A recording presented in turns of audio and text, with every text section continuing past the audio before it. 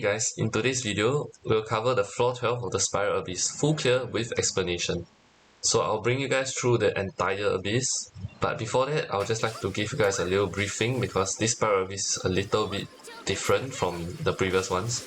This Spiral Abyss checks whether you have AoE units as well as single target units, and also your sense of grouping, how well you can make the enemies stick together so that you can kill all of them at the same time. And this is very apparent in both chambers 1 and 3, both halves, where you have to fight groups of 3 enemies. And because of this, many single target units like Xingqiu and Hu Tao, they won't be as good in this Abyss because they are not particularly good in multi-target.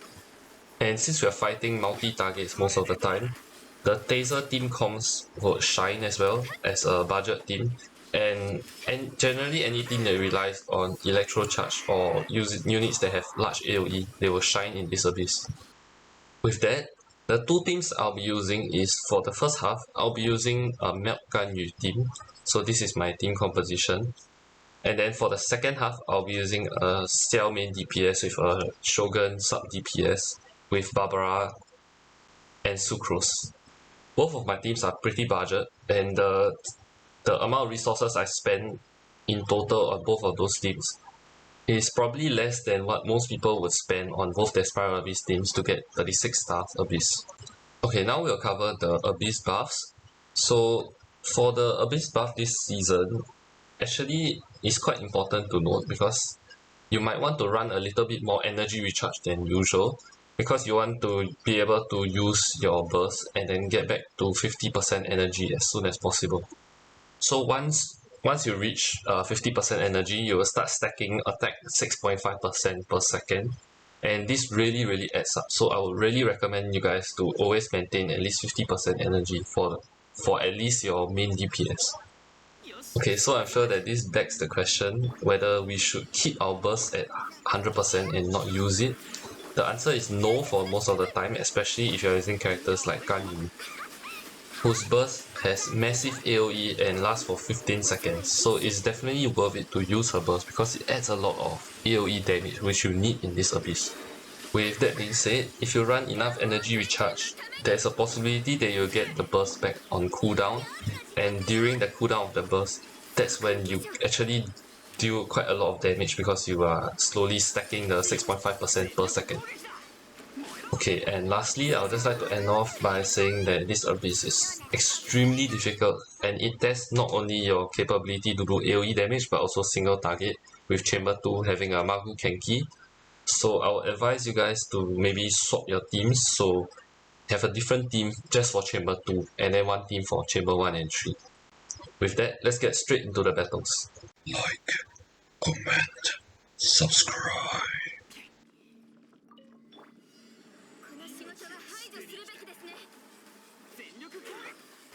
Alright, first half is pretty straightforward, pretty easy.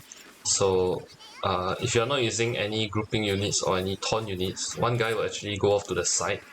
So I would advise you to either carry Sucrose, Venti, etc., those grouping units, or you carry either Mona or Ganyu, or you can just carry both of them and then freeze them. So these taunt units are very crucial to the grouping so that you can hit all of the enemies at the same time.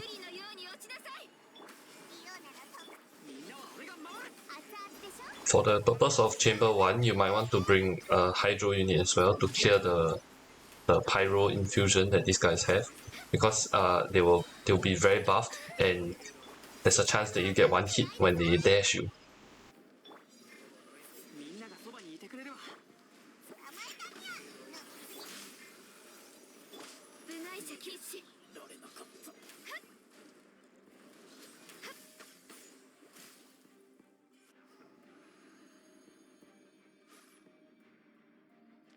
In the second half, this big guy here, he has way more HP than all those Hydro fusions, so I tend to rush him first.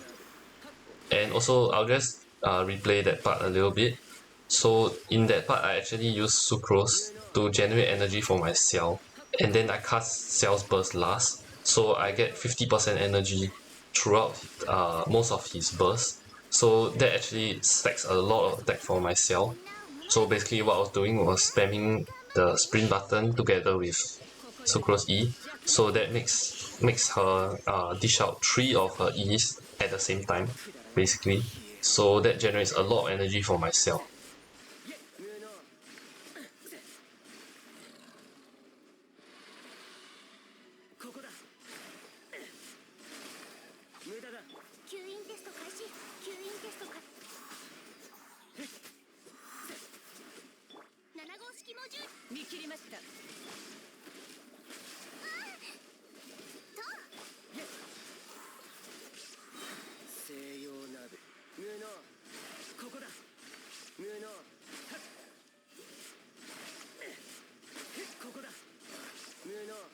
So if you are struggling with time, what you might want to do is to restart this chamber after you got your 3 stars, and then do the setup for energy for the next chamber.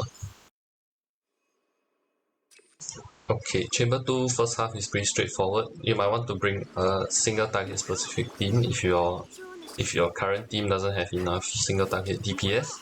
But for me, it's okay because Gunny can still deal quite a lot of damage to this Maguu Kenki. Apart from the Abyss buff, this chamber is actually exactly the same as the last round of Abyss. So you guys can refer to this video if you want to know the specifics as to how to fight this Maguu Kenki.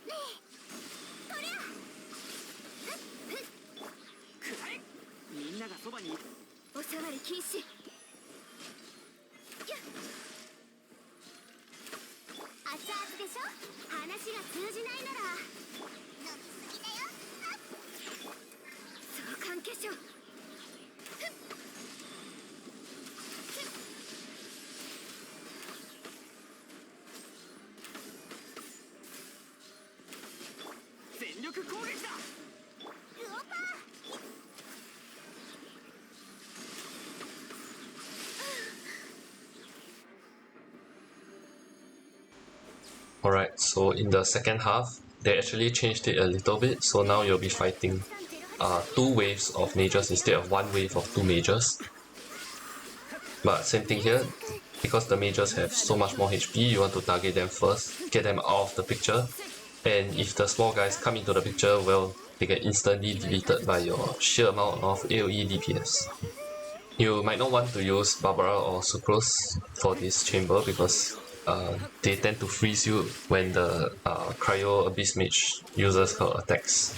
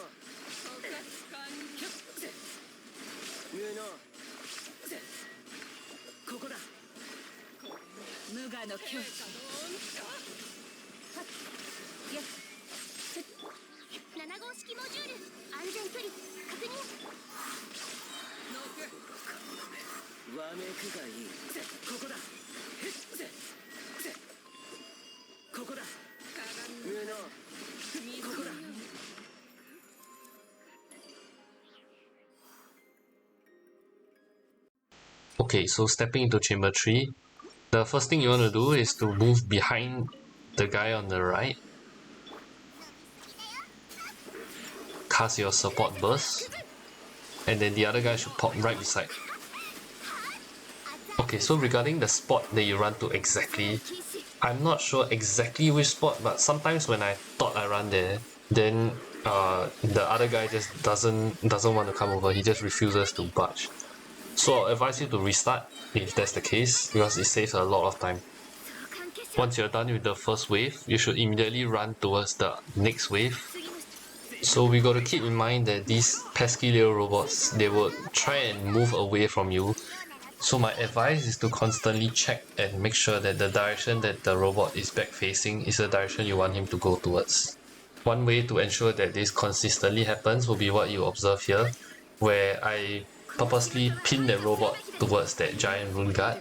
So even if he tries to move back, he will hit the rune guard and he won't actually move to a different spot. When this happens, you cannot group the robots together efficiently and you cannot take them out together.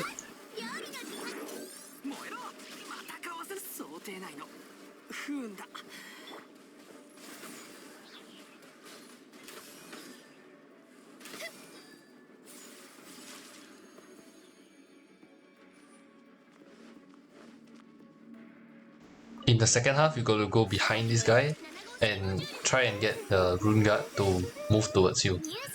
Okay, so once you are sure that you can hit all 3 targets, you just go into one of your DPS units and start doing some damage. And don't worry if one of them runs away, because if you don't have a way to reliably smash the weak points of those guys, one of them is bound to run away at some point. So as you can see, one of my guys actually ran to the right.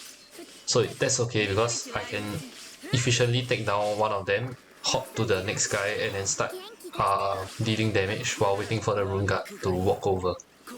Okay, so ideally you should end the second wave at the back of where you started rather than at the side like me. So I actually lost my bearings over here, but one thing that could help you would be to maybe just end the wave in the middle, so you know if it's not this direction, it'll be the opposite way. So yeah, if you don't see anything in front of you, you just turn around and then you just run that way. The reason why you have to run towards the next wave is because the rune grader actually will charge you, as you can see in this clip.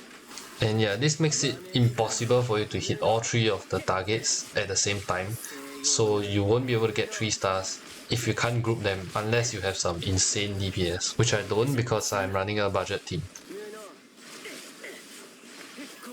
Alright, so we are nearing the end of this video. I hope you guys have enjoyed this video. I hope it helped you guys to clear the abyss. And also, this video took me quite a long time to make, so I hope you guys can show me some support by subscribing. I actually upload videos every Wednesday and Sunday, 6 PM Singapore time. Oh yes, and if you want to see my character builds, it's all at the end of this video. With that, all the best, and I'll see you guys in the next video. Like, comment, subscribe.